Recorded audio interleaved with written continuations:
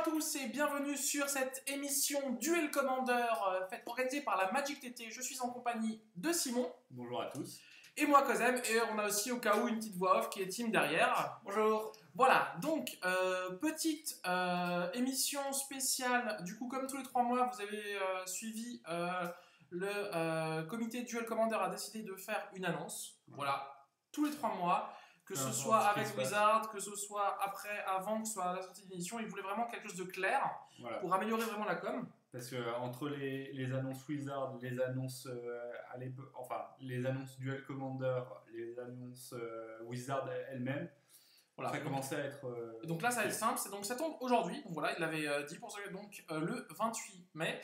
Et donc du coup, notre émission va se dérouler en quelques parties différentes. 3 parties. La première qui va être maintenant, en fait, une partie qui s'est rajoutée un peu parce qu'on a eu la chance de découvrir l'édition Battle Bond. Ouais. Une édition qui est faite pour le troll à 2 têtes. Voilà.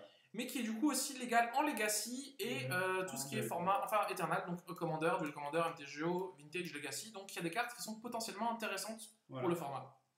Ensuite, on va prendre un petit peu de temps avec vous pour faire un petit peu un pronostic, Madame Irma du jour, voir un peu qu'est-ce qu'on pense qui pourrait arriver ou ne pas arriver. Sachant qu'on s'est bien gardé d'avoir toute information du comité, hein, vraiment, ils nous ont absolument rien dit.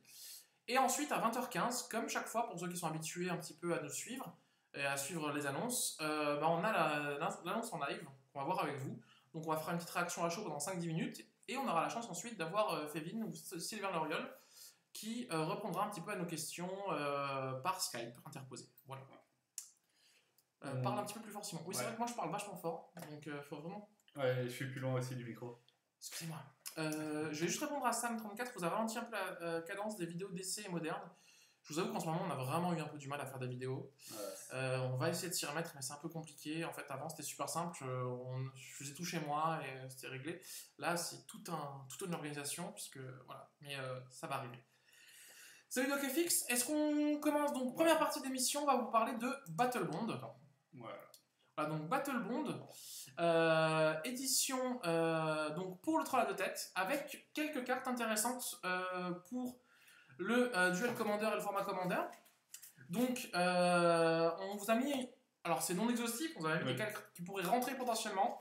Alors, dans ces cartes-là, il y a des cartes qui ne seront peut-être jamais rentrées dans un deck, il y a des cartes qui vont sûrement rentrer dans un deck. Voilà. On va commencer par les mécaniques qu'on a vues. Alors, il y a 2 mécaniques intéressantes. Et la première mécanique intéressante, c'était une mécanique qui est vraiment faite pour le multijoueur. Donc, on ne va pas vous la présenter, c'est vraiment l'assist. C'est le fait de pouvoir payer les coups de mana. En multijoueur, dans les parties pleine chaise, tout ça, je pense que ça peut vraiment être fun. Ça peut être super fun, mais là, vu qu'on parle de Duel Commander, c'est vraiment pas intéressant. C'est ça, c'est le même coup en fait. Voilà. Donc du coup, la première chose qu'on va vous parler, c'est de la mécanique partner, une mécanique que vous connaissez. Alors, ils l'ont ressorti sous 2 formes. La première forme avec des Planeswalkers. Donc là, on a Rowan Kenrith. Alors, je l'ai mis en exemple, je ne vous ai pas dit que c'est forcément jouable, mais c'est pour dire qu'il y a une petite chose qui est assez différente, c'est que la mécanique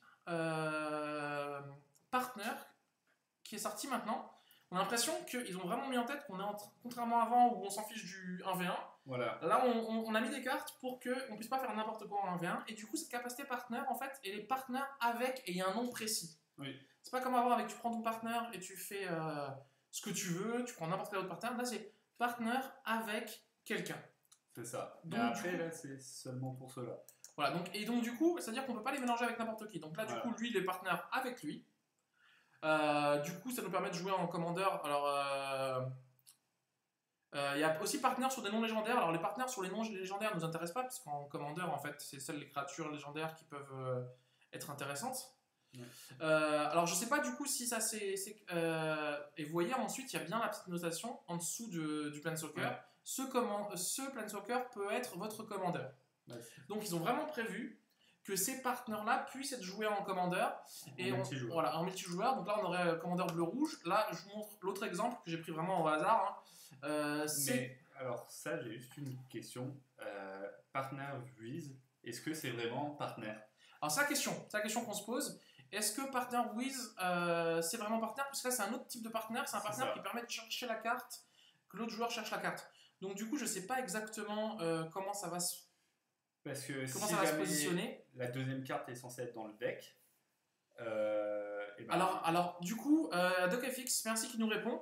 Donc le planeswalker que tu montres a bien l'effet de Hunter to Board. Donc il a bien l'effet de ton pote, s'il l'a dans son deck, il peut le chercher et le mettre en main. Ouais. Voilà, bon après, donc c'est-à-dire que toi, si tu as dans ton deck, tu peux... Sauf qu'il y a l'identité couleur. Sauf que du coup, il y a des anti-couleurs. Donc du coup, on s'en fiche un peu du partner with. Non, généralement, c'est soit tu vas aller mettre les deux partenaires en tant que commandant, soit alors tu vas aller mettre les deux dans ton deck, mais du coup, pour chercher l'un et l'autre. Ça faudra, je pense, encore être... En tout cas, voilà, c'est assez intéressant, même si ça fait un peu peur, parce qu'on sait pas... Enfin, c'est pas que ça fait peur, ça pose des questions sur... Au niveau des règles, comment ça fonctionne. Voilà. Mais en tout cas, je trouve la capacité assez intéressante parce que du coup. Elle est beaucoup moins pétée. En fait, voilà, elle est vraiment. Elle est beaucoup plus contrôlée en fait. Voilà, on sent que c'est une capacité partenaire contrôlée. Dans le sens où, ok, t'as un partenaire à 3 ici, mais si tu veux le jouer, le partenaire à côté. Il est à 6. Il est à 6. Et généralement, pour avoir un petit peu regardé les partenaires, alors on va pas tous les regarder, c'est souvent des partenaires avec. S'il y en a un à 3, l'autre, généralement, il y a 5, 6, ou alors c'est des partenaires à 4 et à 5. Donc il n'y a pas de partenaire à 2 et à 3. Il n'y a pas de Timnat Rasios, il n'y a pas de Akiri Silas, il n'y a pas de Yann Bruce. Voilà, il n'y a pas des trucs comme ça où on peut vraiment curver comme il faut. Du coup, ça fait vraiment, je pense, et ils ont des partenaires qui ont été pensés. Et c'est vrai que maintenant, Wizard, maintenant qu'il fait du MTGO 1v1, je pense qu'il réfléchit un peu plus aux conséquences de cartes pour du 1v1. Voilà. Donc voilà, donc ça c'est la mécanique que je voulais vous montrer. Alors je regarde juste ce que vous nous dites de beau ici. Donc de ce que j'ai entendu, il y aura un errata, le partner of the Wiz pour avoir les deux en général.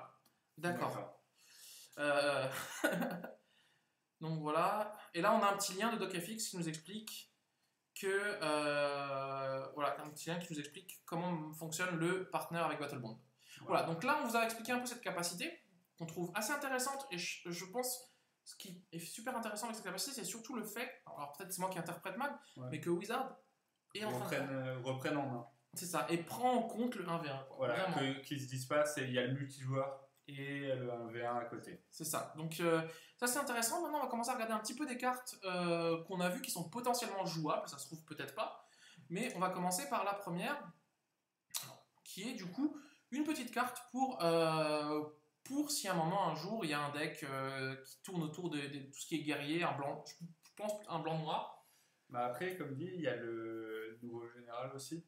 Il y a le nouveau général blanc-noir qui est... non, le rouge, enfin le 5 couleurs. Oui, le 5 couleurs. En tout cas, voilà, là ici, on a pour 2 une 1-3 qui fait que à chaque fois que vos adversaires subissent des blessures de combat, si une des blessures a été infligée par un guerrier, vous piochez une carte et vous perdez un point de vie. Donc voilà, ce petit effet draw qui peut être intéressant. Anna Fenza est un guerrier, voilà. Okay. En tout cas, c'est une créature qui peut être intéressante, qui peut rentrer dans certains packs. Ça fait penser à une petite Timna un peu. Ça fait penser. Voilà, alors la question c'est pourquoi pas mieux jouer Timna. Mais, voilà, en tout cas, sachez que cette carte peut être intéressante dans Anna Fenza par exemple, dans des packs. Voilà, qui peuvent. Moi, je l'ai trouvé, je l'ai mis là. Je trouvais ça intéressant. Bah, c'est aussi intéressant pour la mécanique Warrior.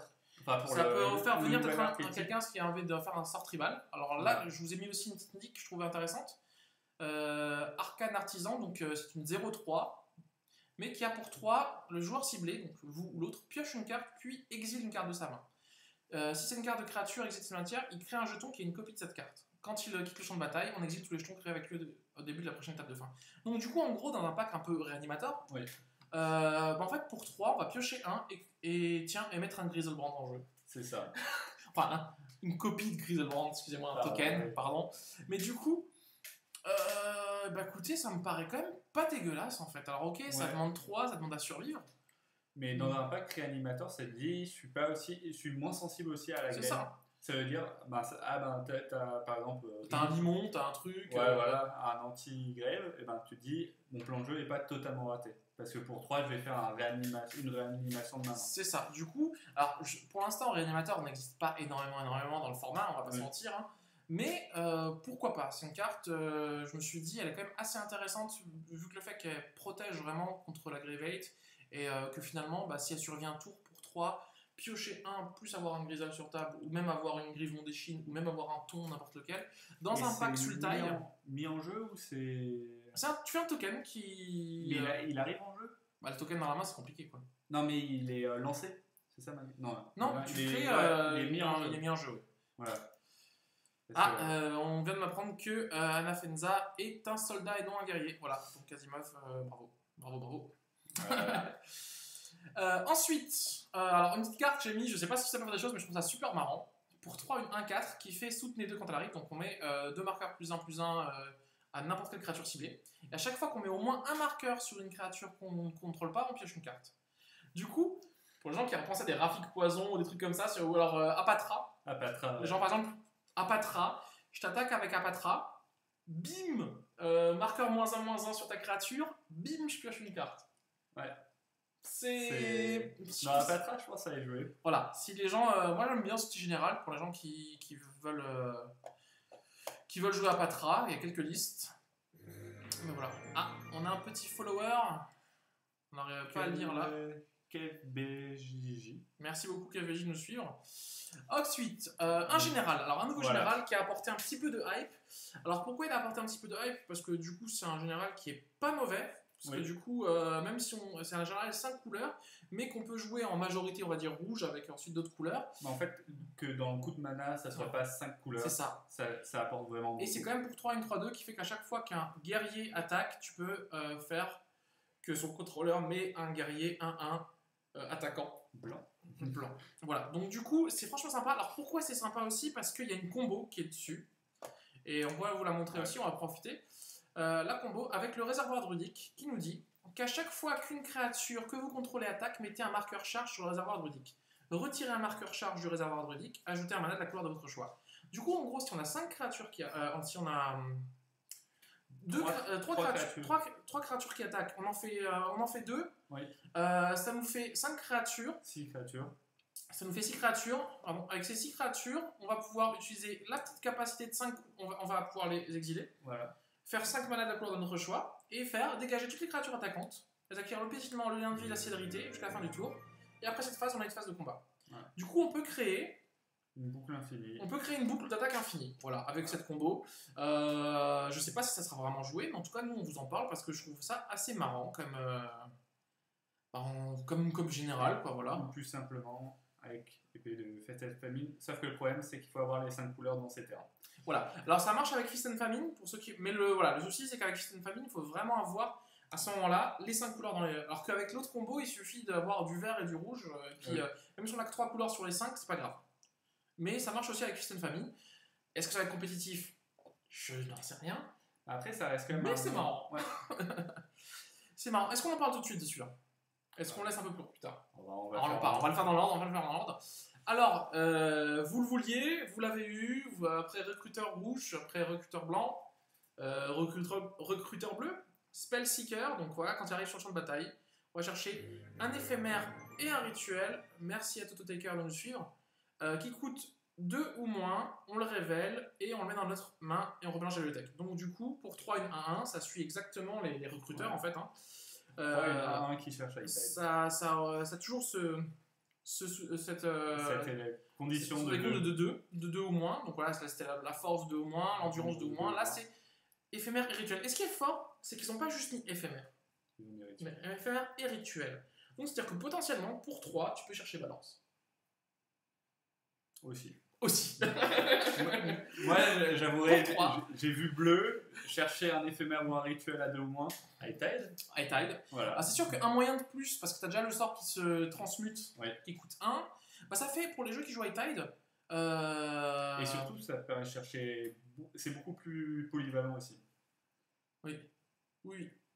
Donc, mana cost de 2 ou moins, c'est ça, hein. On est d'accord. Un mana cost de 2 ou moins, voilà. Ou un éphémère, ou un rituel. Donc, comme on dit, aller chercher balance en mettant une créature en jeu, c'est pas un combo, on est d'accord, mais bon, c'est quand même une carte, si à un moment t'as une créature qui a un 10 en face, ok, il en garde une, quoi, mais...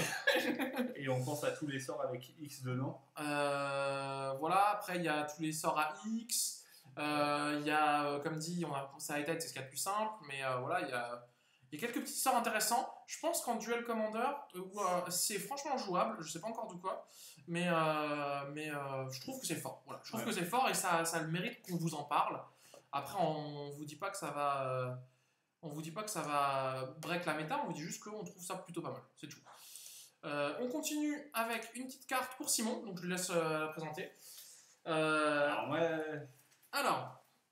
on a donc une 3-3 pour 3 en double blanc qui peut soit avoir la vigilance, soit le lien de vie, soit on peut le ramasser dans la main, soit le transformer en 5-1 ou soit en 0-6. Oui. Ou voire plus. Oh oui, parce que du coup on peut faire -1. Voilà. Donc on avait le changelin bleu, on avait le rouge. Maintenant, ils ont enfin sorti le blanc. Après, est-ce que dans Kitéon tu joues ça? Non. Non? Non. Parce que c'est pour 3 une 3-3 qui demande du mana pour être intéressante. C'est vrai. Mais bon, des fois, quand tu... Non. Ok. Voilà. Donc, fausse bonne idée. Ensuite, on parlait de cartes. Alors, cartes qui vont hype les gens. On va pas se mentir. Dans tout ce qu'on va présenter, les deux cartes qui vont plus hype les gens, c'est le spell taker, enfin celui qui cherche le recruteur bleu et celle-là. Alors pourquoi celle-là hype les gens? Parce que celle-là ressemble beaucoup à une carte qui est sur reserve list. Oui. On ne reverra donc pas réédité, mais du coup, voilà, on a pour 4 une 1-2, blanche, recruteur, humain éclair, qui nous dit que quand elle meurt, on peut l'exiler. Ça me rappelle beaucoup de choses quand même. Ouais. Si on sait ainsi, cherchez dans votre bibliothèque une carte d'enchantement. Ah non, pas d'enchantement, de Planeswalker. Mettez-la sur le champ de bataille et mélangez sur votre bibliothèque. Donc, du coup, en fait, les gens. Enfin, on va pas se mentir, la première carte à laquelle on pense. Ugin. This is a French stream. It's Ugin. C'est la première carte à laquelle on pense, en vrai, c'est Ugin, quoi. On va pas se mentir, on se dit. Tour 3 Ugin. Tour 3, c'est quand même compliqué. Voilà, dans un vert blanc. Avec un moteur à sac, ouais. Avec un moteur à sac, j'en sais rien, mais même tour 4, enfin même tour. On se voit bien dans Selvala blanc-vert. Selvala blanc-vert, tu cherches. Bon, alors, Ugin, dans Selvala blanc-vert, c'est pas ouf, parce que tu vas pas faire des gras stables. Mais tu peux faire son plus 2, en tout cas, voilà, on pense. Ou même d'autres. Là, on pense à Ugin parce que Ugin, parce que c'est un color et donc ça passe dans tous les combos, enfin dans toutes les couleurs, mais je pense t'as moyen même. Je sais pas, mais en tout cas, c'est une carte qui semble pas déconnante. Ouais. Je pense même dans un blanc-bleu, un blanc-bleu contrôle peut-être. Après, il faut trouver le moyen de le faire tuer, quoi. Ou alors, faut que le mec t'attaque plus jamais et tu bloques avec. Mais en tout cas, voilà, on pense, en vrai, la première carte à laquelle on pense, c'est vraiment Ugin parce que c'est un color, donc ça rentre dans tous les packs. Voilà. Après, oui, il y a d'autres Planeswalkers qui existent, qui sont intéressants. Il y a Nicole Bolas, mais il faut jouer 4 couleurs derrière. Il y a 5 couleurs, tu vois. Il y a Garruk à 7, mais il faut jouer Abzan. Il y a. Comment ça s'appelle Teferi, en bleu. Il y a Teferi, il y a Karn. Karn. On peut chercher des Karn. Je sais pas encore, mais en tout cas, c'est une carte, elle a fait parler d'elle parce que c'est vrai que. Du Karn à 4 ? Non, je parle du Karn à 7. Ah. Parce que le Karn à 4, finalement, c'est pas super ouf, quoi. Il se prend pas de contre. Voilà. Après, non, il n'a pas besoin de mourir pendant le tour. C'est à chaque fois qu'il meurt, tu exiles et tu le fais. Voilà. Donc du coup, en gros, c'est un effet de sacrifice fin de tour. Tu fais fin de tour, je sac, Ugin fin de tour, en flash. Dans un bleu noir. Ah mince. Un noir. Je sais pas. Voilà. On va un peu avancer parce qu'il commence quand même à être à -7. J'ai mis une carte là, pareil, je pensais un peu à Selvala ou ce genre de choses là. Pour 4 une 4-4 qui fait qu'à chaque fois qu'une créature non jeton arrive sur une bataille, on peut payer 2 et faire une copie. Voilà. Donc, est-ce que ça peut faire des triggers d'arrivée en jeu, des trucs, plus d'elfes, plus de créatures? Ça permet d'avoir 2 pièces de la combo. Enfin, c'est ça. Comme ça, Je sais pas encore, je vous l'ai mis parce que je trouvais l'effet intéressant, mais on va pas s'attarder dessus. Ouais. On va un petit peu accélérer. Du coup, ici, j'ai mis ça parce que je pense que ça peut être marrant. On a quand même, du coup, pour 5, une 18 qui peut être un général, à voir si ça. Bon, sachant qu'il y a Titania en face et qu'il y a du. Ouais. Je suis pas sûr que ce soit bon. Mais on a une 18 qui fait qu'à chaque fois cette créature. Qui donne aux autres créatures, à chaque fois que cette créature attaque, vous pouvez faire qu'elle se batte avec Grotama. Quand Grotama quitte le champ de bataille, chaque joueur pioche un nombre de cartes égal au nombre de blessures infligées à Grotama sorcier. Donc en gros. Elle donne la capacité de se faire tuer aux créatures adverses, mais du coup, si le mec a pas beaucoup de créatures en face, c'est quand même un Groton qui doit gérer. Oui. Et puis quand il meurt, on pioche tous les deux en fait. Ouais, on pioche tous les deux 8 minimum. Donc voilà, donc c'est plutôt. Bon, après, j'avoue que j'aime beaucoup le nom. Contact mortal. Parce qu'en anglais ça fait Grothama, mais en français, mais un gros tabac. Après, tout ce qui est contact mortal, il aime pas trop. Pas trop, ouais, c'est sûr. Après, va jouer contre elle, franchement. On n'est pas d'accord que c'est une capacité, ça sert un peu à rien, en façon, on va dire. C'est quoi l'oiseau artefact là qui fait piocher? Ah, Strix, oui, mais parce qu'il fait piocher. C'est pas pareil. Ah, c'est le contrôleur des blessures qui pioche, excusez-moi, on a fait n'importe quoi. Bravo. Chaque joueur pioche un nombre de 4 égal au nombre de blessures infligées par Brotamass Toursi par des sources qui contrôlent. Ah, c'est la traduction qui est mauvaise. Alors, attends. Non, each player pioche autant de cartes qui est égal au nombre de de blessures par le contrôleur de la source. Non, en gros, il faut... Hein? D'où il se... Je crois que c'est une fausse bonne idée, en fait. En gros, chaque joueur pioche le nombre de dommages infligés à l'autre par des sources qui contrôlent. Ouais. Ah, ok, donc du coup, en fait, c'est que le joueur qui a infligé des sources. Donc voilà. c'est toi et l'autre adversaire infligé. D'accord, ok. Excusez-moi. Donc en fait. Ok, si t'as mis X, ok, d'accord. Mais je pense qu'il y a moyen d'avoir des combos débiles en mettant je mets 200. Mais du coup, tu peux jouer en vert rouge, ou tu vois un truc, je mets 10, je t'attaque d'abord, je mets d'abord une phase de 10, ensuite je mets 10 et je pioche 10. Voilà. À voir, je sais pas, mais en tout cas, ça paraît intéressant. Voilà. Merci beaucoup. C'est plus clair comme ça. On a Archon of Valor qu'on a mis, franchement, moi j'y crois pas trop cette carte, mais bon, je l'ai mise parce qu'il y a des gens qui en parlaient. Donc pour 6, une 5-6 vigilance petitement qui fait Meddling Vol. Qui Meddling Mage quand elle arrive sur le bâtard. Non, pas Meddling Mage. Qui fait. Tu dis un type. Oui. Ah non. Oui, c'est tu dis un type. Ouais, tu dis un type, voilà, et tu joues. Il peut pas jouer ni d'éphémère, ni de rituel, ni de soccer. En gros, ça peut dire. Tu brasses plus. Les gens, ils trouvaient ça fort parce que du coup, si du rituel, t'es sûr que ton board ne sera pas brassé. Ça n'empêche pas le mec de faire un éphémère pour te tuer et ensuite de brasser. Bon, après. Et c'est les deux joueurs. Et c'est les deux joueurs qui peuvent jouer, donc du coup, tu pourras plus jouer de rituel. Après, je pense que tu tuto. Oui, mais plus de tuto aussi. C'est-à-dire plus de tuto. Je l'ai mis, ça coûte 6. Je suis pas super fan, mais je vous l'ai mis encore. Pareil, dans les petites cartes drôles pour les jeux qui veulent encore jouer Mixis, qui veulent jouer Storm, voilà, on a une carte qui est une win condition toute seule quasiment, puisque, ou même dans le contrôle, pourquoi pas, qui fait qu'en gros, à chaque fois qu'on joue un sort d'éphémère ou de rituel pendant notre tour, par contre, ça c'est important, sinon ce serait vraiment fort. Ouais. Genre, je te contre, tu prends des. On inflige une blessure plus le nombre de sorts et d'éphémères lancés avant ce tour-ci. Donc c'est plutôt Mixis. Il faut on pense à sorts lancés. Donc voilà, c'est les jeux qui jouaient Mixis combo en mode je fais un sort de Storm. Enfin, les jeux Storm en fait, c'est notre win condition en jeu de Storm. Est-ce que ce sera ça à jouer? Je sais pas. Il faut combien de sorts lancés 1, 3, 6. Alors Pattern of Rebirth. Ah oui, Pattern of Rebirth, c'est du poulet, bah oui. Tu fais avec Rector. C'est ça comme moteur à sacrifice. Tu sacrifies, tu réanimes et tu vas chercher les guides. Hein, ça paraît pas mal ça quand même. Hein? Bon. Hein? Bon. Une petite carte que moi je n'aime pas du tout. Non plus. Alors pourquoi je l'aime pas du tout? Merci Doc, hein, franchement.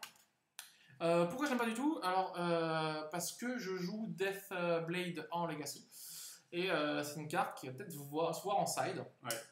Et c'est quand même une carte qui va dire écoute, je vais bouncer la créature sur laquelle tu agites ou ta sword. Ouais.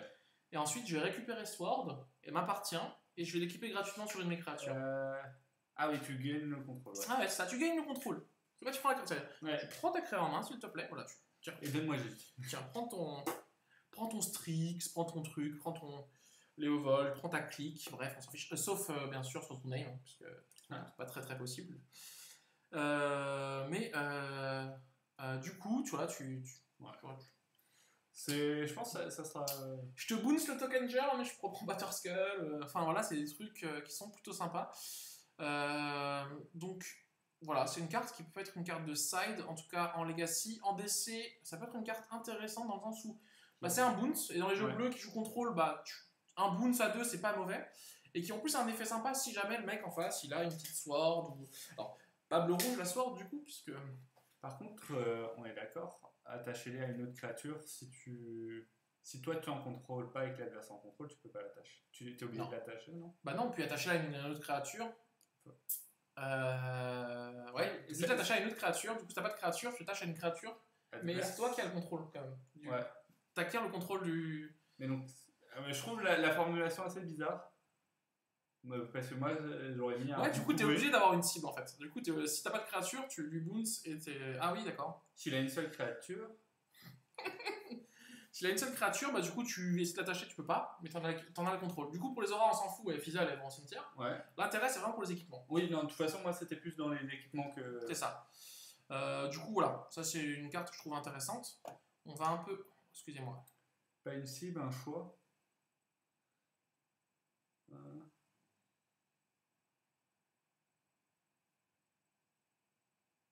Oh, le gros blanc. Ouais, bah je sais pas, on est en train de comprendre. Ensuite, on continue avec. Alors, je vous ai mis cette carte au pif parce qu'il y en a plein dans ce même effet. C'était juste pour vous parler des effets. C'est des effets en fait qui ont. Non, cette carte, pardon. Oui, qui a un effet un peu. Dans un jeu avec moteur à sac. Oui. Voilà, en gros, on va sacrifier toutes les créatures, on paye 5, elles reviennent toutes sur champ de bataille et retrigger des effets d'arrivée en jeu, des effets de départ. Pour 5, dans un CDC, comme des fois je jouais à l'époque, la CDC Bug, pourquoi pas. Pourquoi pas. Mais c'est du Battlefield. Il n'y a pas le mot target pour cette cible. Voilà. Par contre, c'est du champ de bataille, donc CDC, non. Oui, non, mais du coup, c'est des créatures à effet. Tu les sacs, ah oui, elles reviennent, dans ce et ça fait des triggers d'arrivée en jeu. Moi, je pense surtout dans le général noir-vert. Meren. Pourquoi pas. En tout cas, voilà, il y a des choses sympas. Qu'est-ce que je voulais dire, on va juste revenir sur Fumble 2 secondes parce qu'on est en train de dire qu'il n'y a pas le mot target pour la seconde cible, donc du coup, ça target pas. Attache-le à une autre créature, donc tu peux ne pas le faire en fait. D'accord. C'est étonnant qu'il n'ait pas mis, vous pouvez. Mais du coup, c'est vrai que c'est bizarre comment c'est écrit. Ouais. On continue très vite avec, pareil, pour les joueurs de Storm, ça va avec l'autre. Pour 3, on a un truc qui nous permet de faire une copie de chaque sort qu'on va jouer avec une nouvelle cible.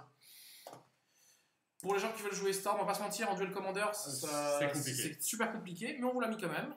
Et du coup, on va finir sur cette carte qui ressemble vachement. Hearthstone sort de ce corps.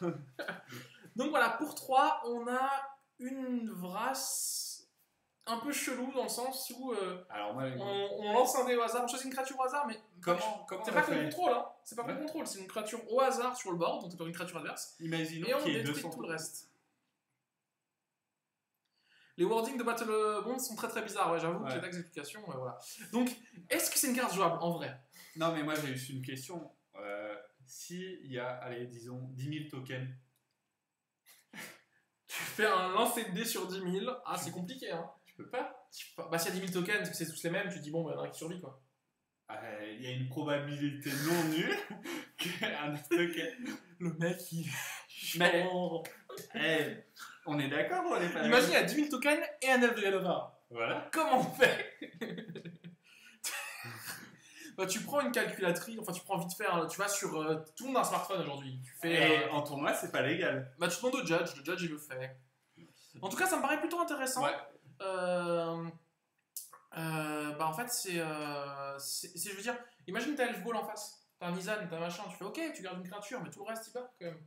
T'as un jeu token, t'as un jeu qui c'est fonction aléatoire sur Excel. En tout cas, voilà, moi je l'ai mis parce que ça reste quand même une brasse qui peut arriver dès le tour 3. Alors, ok, il y a une créature qui reste, mais la créature elle peut être chez nous déjà, pour commencer. Oui. Voilà. Et bah, ça me paraît pas dégueu, ça me paraît jouable, même si le concept de hasard, je déteste les cartes Magic. Personnellement, où il y a marqué le concept de hasard. Je déteste les jeux de cartes avec le concept de hasard. Parce que je pars du principe déjà qu'un jeu de cartes, rien que le fait de jouer avec des cartes, il y a du hasard de base sur comment tu vas piocher tes cartes, dans quel ordre, à quel moment. Et rajouter un effet en plus au hasard, moi, c'est un truc qui me. Genre les joueurs de. Comment ça s'appelle là? Punaise. Hollow One. Voilà, mais vous avez compris. Hollow One, super, ta vision de Magic. Voilà. Hollow One, c'est pas l'un des. Non, mais Pradouche, c'est qui c'est Pradouche? Hein? C'est notre type petit Jean là. Bref, voilà, on est à 20h05, on va s'arrêter là. C'était la dernière carte, et on va utiliser les 10 dernières minutes maintenant. Pour les pronostics. Alors. Du coup, deuxième partie de l'émission. On vous a fait une petite liste sur franchement de ce que nous on pense à la Magic TT, de possibilités, on va dire, de ban et de déban. Alors les possibilités de ban et de déban sont, faut faire attention, faut pas les voir comme ça, elles sont interchangeables en fonction de ce qui va se passer en fait. C'est des condition que les deux premières choses qu'on entend le plus parler un peu quand on demande aux joueurs qui sont autour de nous dans la région, quand on regarde un peu dans les forums, c'est DocFX. C'est vrai que maintenant on peut choper Lantax en Jab foil et trôner Nemesis en foil, enfin pour les mecs qui veulent pimp. On en parlera après. Donc du coup, Zurgo, c'est le général qui est dans toutes les discussions. Tu peux pas faire une discussion du duel commander qui dépasse 20 minutes sans qu'à un moment donné, Zurgo, tu passes dans Zurgo. À un moment, tu vas parler de Zurgo. Ça va arriver. Alors, du coup, la question qui se passe, et c'est pour ça qu'il ne faut pas voir les débans comme ça, c'est la question, c'est si on banne Zurgo. Alors, j'ai mis les deux longs parce que j'ai pris une des quatre cartes des bans au pif. Est-ce que si on banne Zurgo, est-ce qu'il y a une des 4 cartes qui a été ban qui peut se faire déban?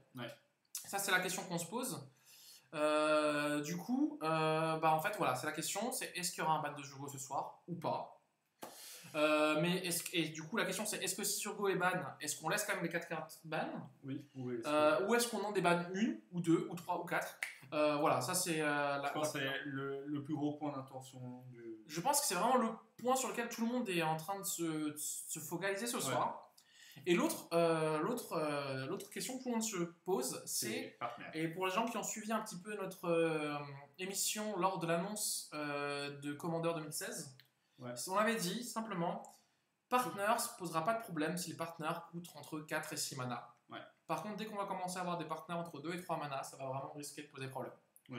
Et on se trouve aujourd'hui, avec 1 ou 2 ans plus tard, et là c'est pour ça que je vous ai mis tous les partenaires qui étaient, enfin, peut-être pas tous, mais en tout cas ceux que j'ai vus qui sont joués, qui sont à CCM de 3 ou moins. Donc c'est pour ça qu'ils sont tous là, c'est pas pour qu'ils soient tous ban.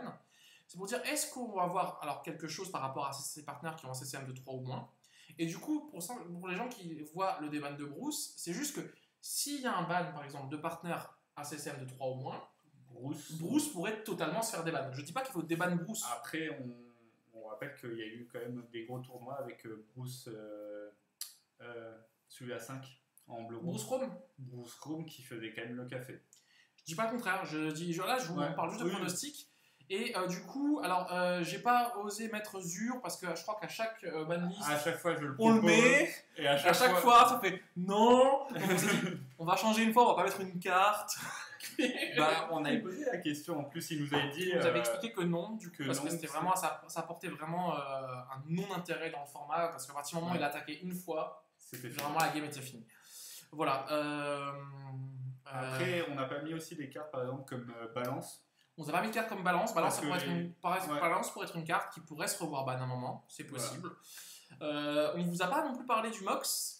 Après le Mox, je pense qu'on n'a pas le recul. Alors parce que, en fait, simplement, pour la question pourquoi on ne va pas parler du Mox Ambre, qu'on aurait pu mettre, c'est que franchement, je pense qu'on a 0 recul sur la puissance de cette carte dans le format.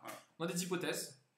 On a des hypothèses sur les généraux qui sont super rapides, mais c'est vrai que si on banne Zurgo, si on commence à banner des partenaires qui sont à 3 ou moins finalement, je l'ai testé avec Kitéon et franchement c'est mieux qu'un land des fois, mais c'est pas si fou que ça. Si tu l'as en main de départ et que tu fais tour 1 land, Kitéon, Mox et un autre drop à 1, c'est sûr que c'est fort. On va pas sauf que tu as 2 autres drop à 1. En fait, je pense que ça sera fort dans Zurgo ou dans Baral. Voilà, dans des trucs comme ça. Mais je pense que ça ne mérite pas qu'on soit sur le pronostic. En tout cas, le nôtre, c'est beaucoup trop tôt. Et franchement, même si vous voyez les gens qui sont enflammés sur Mox au départ, ça va broken le moderne, ça va broken le standard. Non. Mais à part des rouges blancs chelous en moderne qui arrivent à le jouer. Et on parle aussi de tous les autres Mox qui ont été ban plus rapide. Enfin, il y en a aussi beaucoup moins de Mox. Donc il y a en fait, le problème de ce Mox là, c'est qu'il demande vraiment d'avoir déjà joué quelque chose. Oui. Du coup, là, il nous dit dans Akiri, c'est bien, mais ça veut dire qu'en gros, il faut que tu l'aies dans les 2 premiers tours, tu aies joué Akiri, et là, à ce moment-là, ok, il va te faire un mana. Après, on a tous pensé dans Thrasios aussi, on a pensé dans Akiri Silas, dans Baral. Ça peut faire des choses péter. La question, c'est, je pense qu'il y a vraiment trop peu de recul pour pouvoir vraiment dire quelque chose sur ce Mox. Et je pense qu'un ban préventif sur une carte qui finalement est si complexe à mettre en place, pas forcément intéressant. Autant il y a des cartes, moi, tu les vois tout de suite, qui sont vraiment broken. Genre, tu vois des Revit, tu veux on va pas se mentir. Mais voilà. Et une autre carte qu'on n'a pas mis, c'est aussi Survie. Où ça, on est. Alors, on n'a pas mis Survie du plus apte, simplement parce que ça, on sait que c'est comme Brainstorm en Legacy, c'est les cartes qui font partie des meubles, donc elles ne bougeront pas, parce que ça fait partie de l'attrait du format. Donc, ça, on le sait. Mox Diamond, s'il reste ban sympa, ça coûte déjà 150 €. Donc bon, évitons de le faire grimper encore. J'avoue que moi, franchement, j'avais acheté un Mox Diamant à l'époque pour pouvoir jouer en Duel Commander. Je l'avais payé 35 ou 37 €. J'ai pu le revendre 95. Ça m'a fait du bien. Bon, si j'avais attendu encore, j'aurais pu le revendre 150, mais voilà. Alors, n'oublie pas de... voilà. Tout à fait. On va bien scroller l'annonce parce qu'on s'est déjà fait avoir sur... Donc là, on est à 5 minutes. Donc, on n'a plus grand-chose à vous dire sur ces bans-là. En tout cas, nous, c'est vraiment ceux qu'on a un peu pu voir. Alors, par rapport à ce qui passait au Duel Commander, c'est vrai qu'il y a eu une petite baisse dans notre région. Il y a eu une petite baisse de popularité. Mais ça a été fortement dû au déban de Jace et de Blood Red Elf en moderne, du coup, qui a fait une grosse hype sur le moderne pendant 1 mois et demi. Jusqu'à ce qu'on rende compte que finalement, en fait, c'était pas si bon que ça, Jace et Blood Red Elf. Et du coup, ils ont commencé à ressortir de tous les decks. C'est ça. Et que maintenant que le format moderne s'est calmé. Et il y avait aussi beaucoup de gens qui se plaignaient que en fait, Partner était étouffant pour le format. Voilà, du coup, franchement, j'avoue que là, la hype DC peut commencer à revenir très vite, là, surtout en fonction des bans et des bans. Là, je pense qu'on va peut-être s'y remettre un peu plus. Parce que bon, le moderne, voilà, on a fait le tour de... On a testé Jace, on a testé PvE, c'est bon, maintenant c'est fait. On a envie de tester autre chose. On a envie de tester autre chose. Alors, c'est bientôt l'heure de la mise à jour. Donc, on va passer avec vous ici. Donc, à partir de 14, on fera... je lirai juste le chat. J'aurai le go du chat, mais comme il y a une latence de 10 secondes, je préfère... Alors, merci à Shogun Kaio qui nous follow. Normalement, pour le chat, il n'y a pas de latence. Ah, pour le chat, il n'y a pas de latence. C'est que quand... normalement, non. D'accord, ok, excusez-moi. Du coup... retour de Marat. Moi, après... Moi, j'aime pas ce gîte sur patte. Déjà, gîte, j'aime pas de base. Oui. Je trouve que c'est une carte et elle a été mal designée. Il y a une autre carte qu'on n'a pas mis, c'est aussi Animar. Alors, est-ce que c'est pas le jour de Kitéon qui nous parlerait là? Un petit peu, mais j'ai aussi on est tous les deux d'accord que protection contre une couleur, c'est un peu suffisant. On est d'accord que ce qui nous pose problème dans Animar, c'est à peu près le même problème que dans les généraux qui ont des capacités de protection, comme Geist contre Pomoni. C'est qu'en gros, si tu tombes contre les mauvaises couleurs, et ça veut dire que toi, en fait, quand tu es un joueur de blanc-noir, on va dire Karloff ou Kitéon ou Kaita, enfin Kaita, c'est un mono noir, c'est contrôle genre. Voilà. Kitéon, tu tombes contre Animar, on va dire, c'est même pas que le joueur il est meilleur que toi, c'est que tu as perdu parce qu'il y a marqué protection blanc et que tu peux alors que le pack en lui-même est plutôt intéressant, tu vois. Je pense que tu enlèves les deux protections. Animar est super intéressant à jouer comme pack. Voilà, tu enlèves même les deux protections, il serait pas mauvais. Je pense que c'est pas sa capacité qui pose problème, c'est vraiment ce qui frustre les gens, c'est les deux protections. Et le problème c'est aussi, tu dis, il fait combo en mode, moi j'ai 0 interaction sur la combo. Après le truc c'est qu'Animar dans un format où le tier 1 c'est Urgo, oui, il arrive, Bolt, Choc. C'est comme là, je suis désolé, tu débannes Marat, ça va pas changer grand chose au format.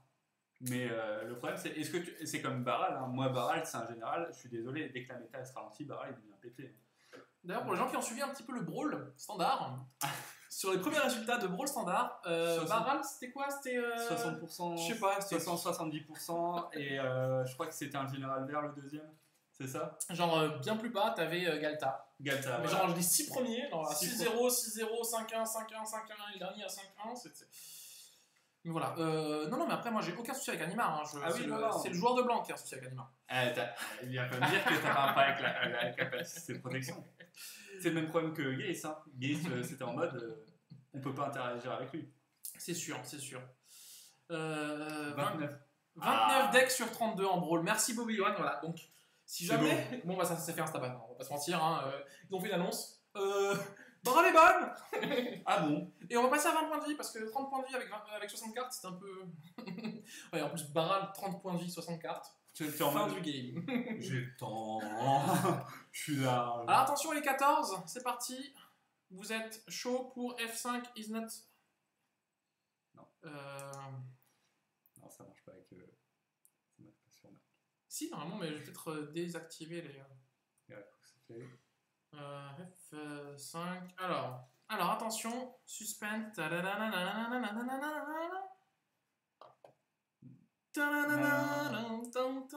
Suspense. Alors, on est là avec vous. Alors, descendre on va descendre petit à petit. On fait monter le suspense. Change. Individual card change. Oula. On monte avec vous. Zurgo. Bell Striker. Et maintenant, ban. Attends, Commander only. Gameplay rules change. Commander swap rule. Donc on change une capacité qui est dans les règles de Commander. Les joueurs peuvent maintenant changer leur Commander entre chaque game de la même ronde. Échanger un Commander veut dire, means, tu dois l'échanger avec une ou plus avec une carte ou plus de ton deck. Donc, légendaire, quand ils mettent plus, pensez donc, en détail, cette annonce applique les règles suivantes. Donc là, on va commencer à bien lire. Bon, attendez, avant qu'on lise déjà. Zurgoban. Le format remis. Zurgoban. Je valide. Zurgoban. Alors, on vous dit ça parce qu'en fait, en vrai, on a plein de gens chez nous qui ont arrêté le Duel Commander parce que ils nous sont venus nous voir. Alors, on est organisateur de tournois, on en fait quelques-uns. Les gens qui nous disent simple, moi je vous dis, moi j'ai un mode tournoi, je tombe sur un joueur qui est Zurgo. Je drop. Vraiment, hein, c'est même pas moi, c'est des mecs qui sont venus.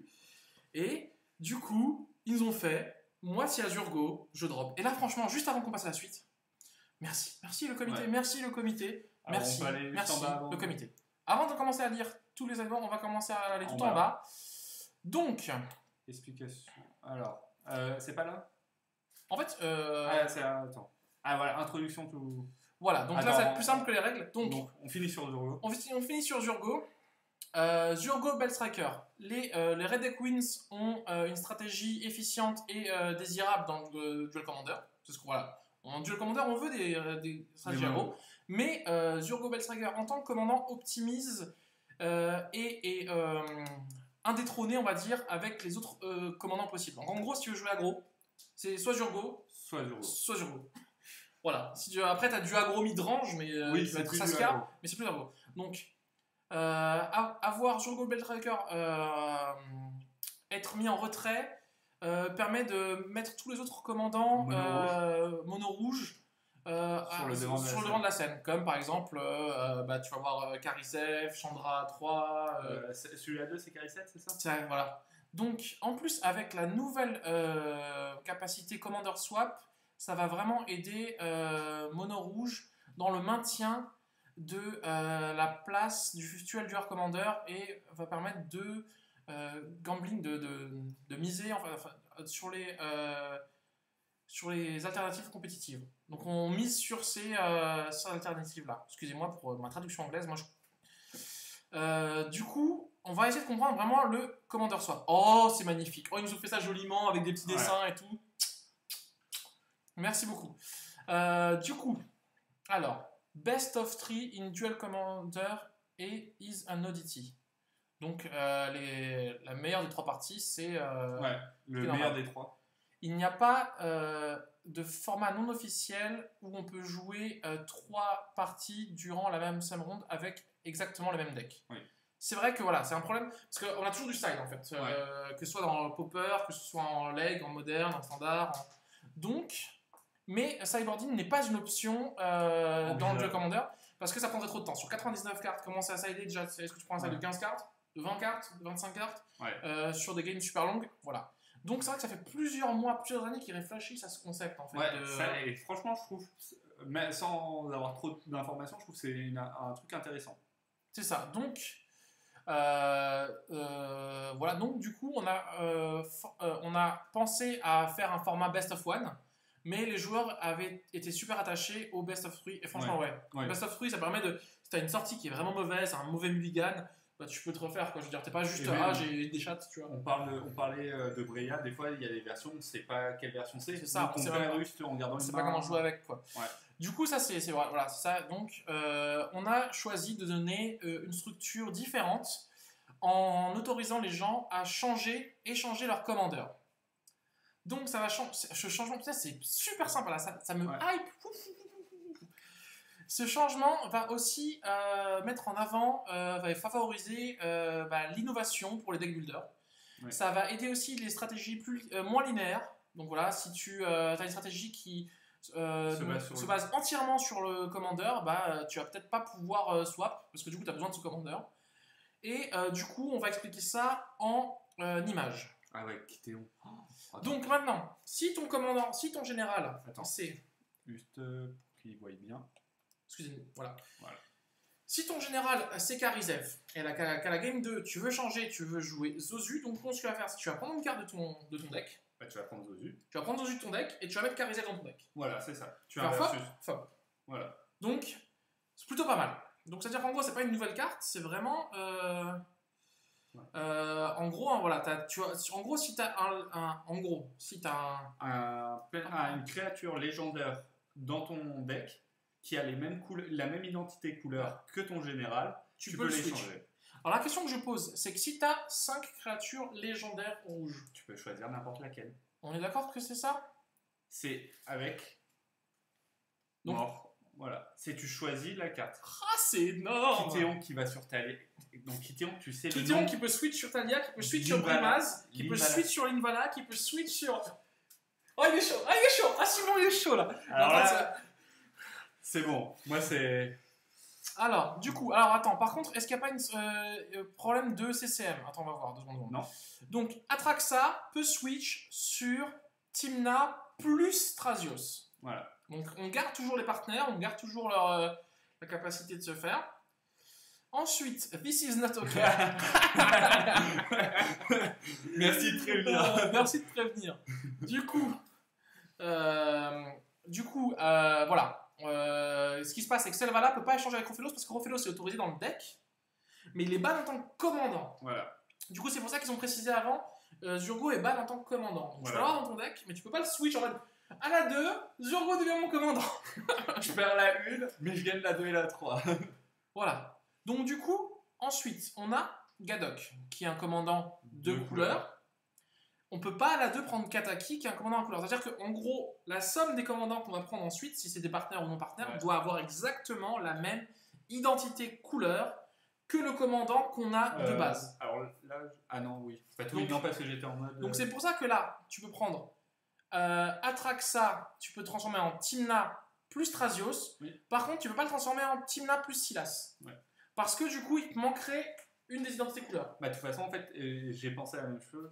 Ah oui. C'est ça. Voilà. C'est ça. Donc, quand tu veux échanger, par exemple, des partenaires ou il faut vraiment que la combinaison, l'identité couleur soit la même. Fais chier, je peux plus gagner. Quoi?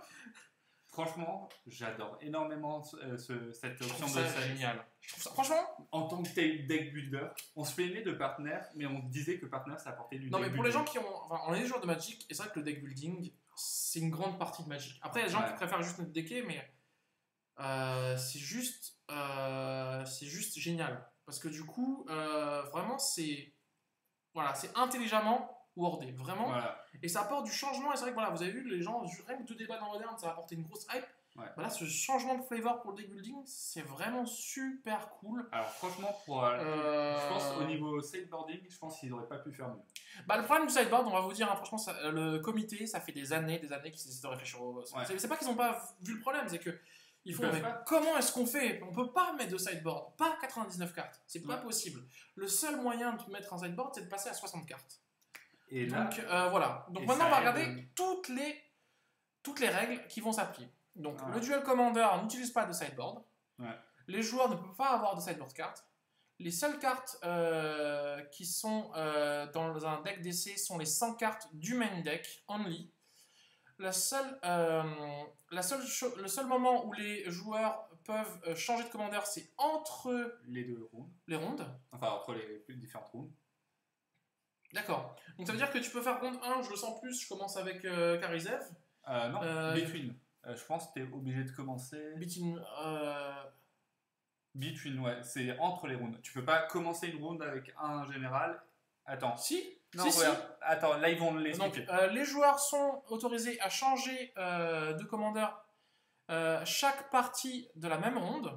Voilà. Ça veut dire qu'après la première partie de chaque ronde, donc Donc, on a bien la différence entre game et ronde. Chaque joueur peut shuffle son commandeur dans son deck et présenter le même ou un autre. Ronde 1, toujours le même. Ok, ronde 1, toujours le même. Ça sera plus simple. Et du coup, ronde 2, toujours le même ou ronde 2, on peut changer du coup? Ronde 2, tu peux choisir. À la première partie, toujours le même. Ok, voilà, merci. C'est ça. La première partie, donc il faut que tu choisisses en gros ton. En gros, c'est comme un. Ton général qui commence. Voilà. C'est comme un sideboarding normal. Ok, non mais c'est important du coup pour que quand tu fais ta deck check, c'est ton commandant de départ, on va dire avant que tu connaisses le deck en face. Ok, c'est important. Donc ensuite, à la fin de ta game 1 de ta ronde 1, voilà.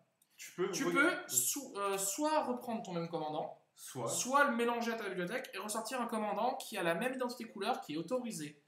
Voilà, et qui est une créature légendaire, bien sûr. Voilà, donc on est plutôt bon. Ouais. Donc en gros, par exemple, Shubaral, tu peux switch into Teferi? Oui. Ok. on aura plus de détails après ici. On va voir Sylvain d'ici 5 minutes. Ouais.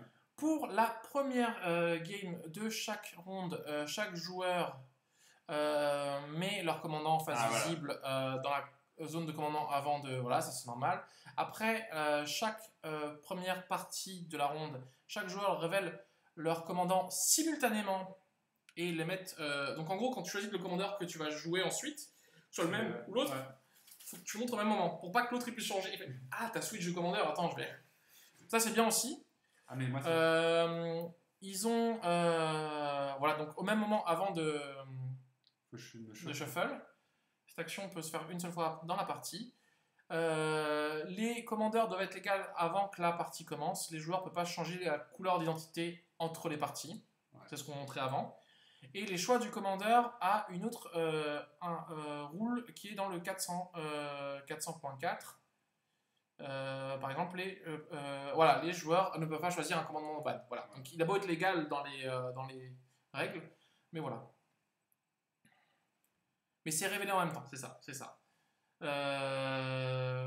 Donc tu peux le mettre direct tout seul, ou le mettre face cachée, et c'est révélé en même temps. Voilà. Aucun unban du coup, oui.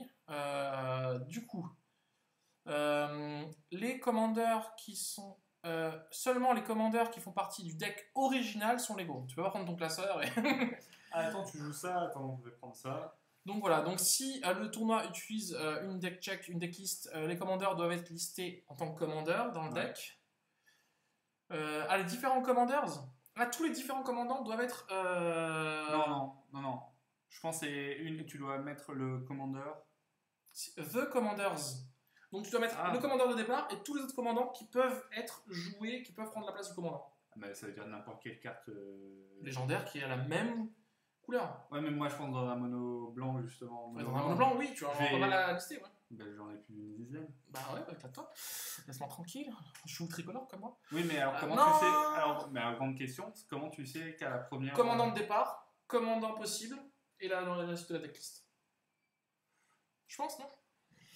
Ce qui est beau, c'est qu'ils sortent un plan de règles... 2 secondes, excusez-moi. On va dire ça après, les joueurs sont attendus d'avoir un temps de choix assez court, s'il vous plaît, parce qu'en gros, on ne cherche pas à allonger les games. Les joueurs peuvent changer le nombre de commandants qu'ils ont en changeant les commandants avec la partie partner. Ce qu'on expliquait avant, c'est qu'en gros, tant que tes partenaires ils ont la même identité couleur que ton commandant de base, ou tant que tes autres commandants ils ont exactement la même capacité partenaire que... En fait, il faut qu'il y ait exactement le même nombre de couleurs et de cartes. Donc, 100 cartes, commandeur, plus main deck. C'est ça. Alors du coup, la question que je pose, c'est que du coup, si on a 100 cartes, qu'on commence avec Atraxa, on a 99 cartes dans le deck, et puis après, on se retrouve avec 98. Non, voilà. Je te laissais finir, mais je voyais où tu voulais en venir. Ok, très bien. Donc, excusez-nous, Erzat, on va juste lire. Ce qui est beau, c'est qu'ils sortent une planquée de règles pour dire que vous autorisez seul. Non, en gros, il dit qu'ils n'ont pas fait d'errata. Mais en fait, là, ils font pas un errata. Ils changent les règles du format. Ils font pas un errata sur des cartes. Parce que sur les... Voilà. Putain, dernière vers le stream.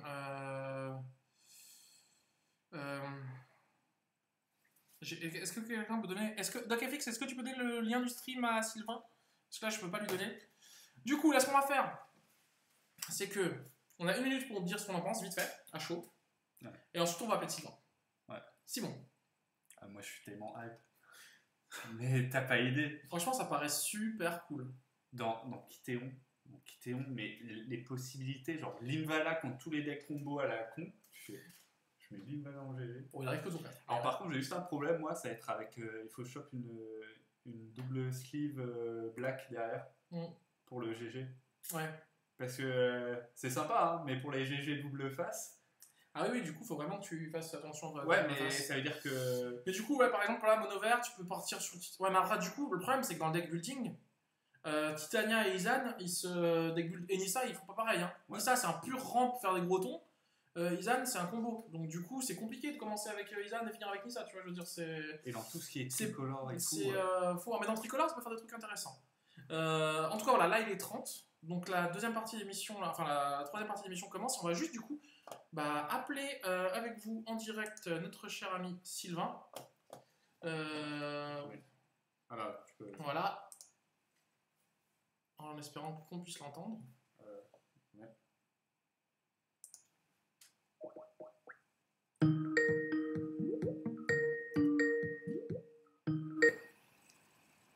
Allô, allô? Oui. Salut Sylvain. Salut. Oh, j'avais un gros décalage, moi, sur le stream, parce que je vous ai pas vu m'appeler. D'accord, oui, il y a un décalage parce qu'on n'est pas chez nous. Alors là, on a une connexion qui est un peu différente que d'habitude. Donc, déjà, pour les gens qui viennent d'arriver sur le stream, du coup, on souhaite la bienvenue à Sylvain Loriol, alias Févin, donc un membre du comité qui nous a fait l'honneur de venir sur ce stream pour nous expliquer un petit peu tous ces changements plutôt assez juteux dans le format Commander. Et donc, du coup, si tu pouvais un petit peu plus nous expliquer un petit peu du coup qu'est-ce qui vous a amené un peu à ces changements et quel était un peu le processus, on va dire, par rapport à ça et par rapport au format Duel Commander. On va commencer déjà par le plus simple, on va commencer donc par Zurgo. Zurgo, c'est un problème global du format parce que c'est un deck qui est trop linéaire, ça fait toujours la même chose. Ce qui est un peu ennuyeux dans un format où on veut privilégier les parties variées. On joue Singleton, c'est pour privilégier les parties variées. Et du coup, Zurgo fait un peu l'inverse. L'autre problème de Zurgo, c'est qu'il écrase tout autre commandeur rouge potentiel. C'est sûr, ouais. Oui, c'est sûr. On avait même vu des Zurgo qui, des fois, jouaient le rôle de tempo contrôle. On pose Zurgo tour 1 et on place tout ce qui bouge derrière. Et on s'en sort même contre des match-ups qui sont censés être mauvais parce qu'on arrive à jouer tempo et plus aggro, en fait. C'est ça. C'est exactement ça, par exemple, pour jouer un midrange voire un mono rouge contrôle, le meilleur choix c'était Zurgo. C'est ça. C'est bizarre, hein. Tu te dis, Zurgo est meilleur quel que soit l'archétype mono rouge qu'on veut jouer. C'est ça, ouais, totalement. Donc là, je pense qu'on est tous d'accord. Alors, on va juste vous le problème de bannir Zurgo, par contre, c'est de bannir le deck le plus accessible du format. C'est pour ça qu'il a longtemps eu une certaine immunité, c'était qu'on ne voulait pas bannir le seul deck monocolore aggro du format, vu que Kitéon et autres Taga étaient très limites en termes de compétitivité. D'accord. Du coup, c'est pour ça qu'il est banni au même moment qu'il y a une règle qui change pour rendre les monocolores aggro plus viables. Tout à fait, d'accord. C'est donc le lien entre les deux parties de l'annonce. Alors du coup, tant qu'on est encore sur Zurgo, avant qu'on passe à l'autre partie de l'annonce, du coup, est-ce que vous avez considéré le fait de déban une des 4 cartes qui a été ban à l'époque pour nerfer Zurgo ou pas, en fait, simplement? Oui, elles ont été envisagées les 4. Le problème, c'est que, en fait, ce qui serait simple pour le format, ça serait pas ce qui serait très populaire, en fait. La logique voudrait qu'on débanne, par exemple, Price of Progress en premier, parce qu'elle a une vraie fonction dans le format. Oui. Or, les gens, et par contre, on ne débanne pas Eidolon, vu qu'Eidolon, c'est la carte toujours gagnante du jeu. Oui. Du coup, vu qu'on n'a pas eu de consensus au sein du comité sur ce sujet, entre ce que est souvent demandé, Eidolon globalement, et ce qui est logique, Price of Progress, voire ce qui est glamour, Fire Blast, du coup, il n'y a pas réellement eu de consensus. On a préféré laisser un peu de temps pour analyser les conséquences du ban de Zurgo et du Commander Swap-Roll avant de prendre une décision qu'on aurait regrettée plus tard. Et oui, bien sûr que les 4 cartes rouges qui avaient sont des potentiels unban. Un jour peut-être. D'accord. D'accord, super, merci beaucoup. Alors avant de passer à cet changement de règle qui est super intéressant, et vraiment on va en parler, on a beaucoup de gens sur le chat, et c'est peut-être aussi le moment d'en parler un petit peu, qui nous posent la question, pourquoi Partner n'a pas été nerfé? Voilà, pareil, voilà. Est-ce que tous les partenaires, alors quand on pense partenaire, je pense qu'aujourd'hui on pense souvent soit à Kirisilas, soit à Tina Trazios, c'est un peu les deux fers de lance de partenaires, si je me trompe pas trop. Vous me direz dans le chat, mais voilà. Est-ce que du coup, c'est des retours qui vous sont revenus? Ou est-ce que vous pensez que le swap va suffire à calmer, on va dire, ces partenaires? Bon, le swap n'aura pas énormément d'impact pour partenaire parce qu'il peut même techniquement en bénéficier dans certains cas. Mais l'idée sur partenaire, c'est qu'on ne change pas les règles du jeu. Le Commander Swap, ce n'est pas un changement de règles techniquement. C'est un trou de règles lié au fait que le Commander, ça se joue en best of one et que du coup, il n'y a pas de règles pour le best of three. Ouais. Et aussi lié au fait que dans les règles de Commander, on ne choisit son deck qu'au début de la partie, techniquement, quand on prend les règles détaillées de Wizard. Du coup, il n'y a rien qui empêche de faire le deck swap. Ce n'est pas réellement un change de règle, c'est une désambiguïté d'immutation des règles, en fait. Par contre, si on voulait nerfer partenaire, on aurait deux choix. Soit on change des règles par rapport à ce que dit Wizard, donc on dit partenaire, c'est pas légal, l'habilité partenaire, soit on bannit plein de cartes. On a choisi dès le début de dire on veut que la mécanique partenaire existe parce qu'elle est intéressante, on bannira autant de partenaires qu'il faudra pour que ce soit équilibré. Donc si à un moment on estime que partenaire est trop fort, on bannira d'autres généraux partenaires. D'accord. Et du coup, dans les partenaires pour l'instant qui sont autorisés, il n'y en a aucun qui a posé plus de problèmes que d'autres? Non, ils sont pas. Il y en a certains qui sont limites, hein, bien sûr, mais il y aura toujours des tier 1 dans un format, donc des tier 1 dans un format, donc c'est sûr. C'est pas. Voilà, il y a bien sûr des partenaires très forts, il y a d'autres decks très forts. Pour moi, le seul partenaire qui a un tier 1, c'est Akiri Silias, en passant. D'accord. Oui. Tina Trazios, je considère que c'est un bon deck, mais c'est pas vraiment un tier 1 du format. C'est un tier 2, quoi. C'est un tier 2. Ok, bah super, bah du coup on a tier 1,5, on peut dire un bon tier 2. Oui, après c'est vrai que c'est sûr que si on commençait à chaque fois à ban un pack parce qu'il est tier 1. Et Akiri Silias, c'est quand même le jeu qui a le plus à perdre sur la Commander Swap Run, hein, quand même. Ouais. D'accord, parce que lui, dès qu'il va affronter un deck blanc, il va se prendre un Kataki à la game 2 en prenant le jour. C'est vrai que Kataki, maintenant, tu vois Akiri Silias, à la 2, tu prends Kataki direct. En fait. Bah, justement, il n'est pas dans le deck, je pense que je vais le rajouter dans le deck. Tu vas rajouter exprès parce qu'il y a le Commander Swap. Voilà. Super. Du coup, alors, maintenant, la question qui m'intéresse le plus, parce que je vous avoue que là, les bans et des bans, c'était pas ce qui m'intéressait le plus, c'est comment vous est venue cette idée du Commander Swap. Parce que je trouve ça juste, personnellement, super cool. Au niveau flavor, au niveau... Enfin, je sais pas, explique-nous un petit peu. Voilà. Les vraies raisons, c'est en fait qu'il est très désagréable de jouer 3 parties identiques. Oui. On ne joue pas en best of 3 normalement quand on a exactement le même deck. Tous les formats où on joue le même deck sur chaque game, c'est en best of 1. Et même dans des formats très graves, il y a eu des Pro Tours quand même où on jouait en best of 1, en Pro Tour. On peut perdre une accession au top 8 de Pro Tour sur une partie unique. Ouais, donc le top 8 ne se justifie pas pour dire si j'ai pas eu la chatte, comment je fais pour quand même faire top 8. D'accord, je savais pas qu'il y avait partie de Pro Tour qui se disait. Autant pour moi. Excusez-moi, j'ai appris un truc. Le top 8 en best of 1, c'était le top 8 en troll de tête. D'accord, ok. Et comme il n'y a pas de side en troll de tête, du coup ils ont fait best of 1. Du coup, tu avais des rondes ultra critiques que tu pouvais perdre sur des sorties mal contrôlées. Donc le best of 1, globalement, ça aurait pu être une solution. D'accord.